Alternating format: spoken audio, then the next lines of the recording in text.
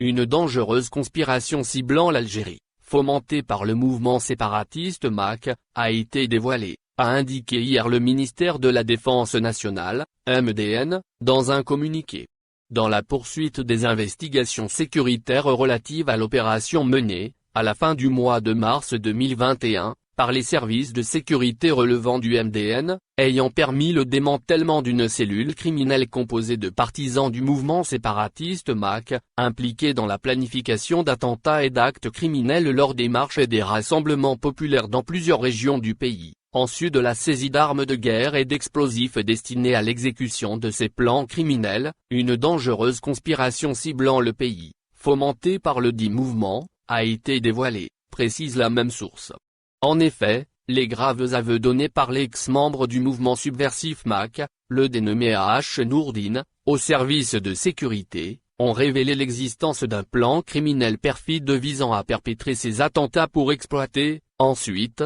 les images dans leur campagne subversive et implorer l'intervention étrangère dans les affaires internes du pays, relève le MDN, ajoutant que ce plan a levé le voile sur l'implication de plusieurs membres du mouvement séparatiste MAC, ayant bénéficié d'entraînement au combat à l'étranger avec le financement et le soutien de pays étrangers.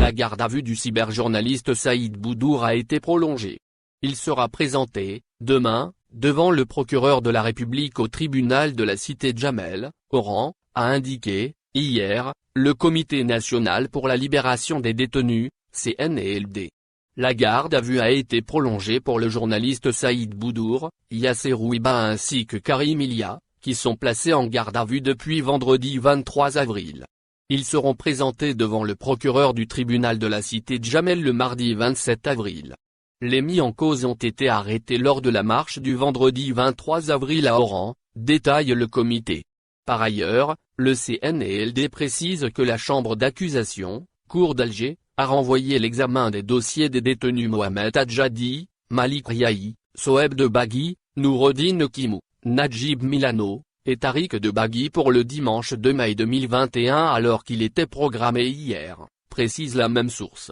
Interpellés début avril, les prévenus sont poursuivis pour direction et organisation d'une association de malfaiteurs, diffusion de fausses informations de nature à troubler l'ordre public, atteinte à la vie privée d'un enfant et son exploitation à des fins contraires à la morale, incitation à la débauche et détention de stupéfiants pour consommation.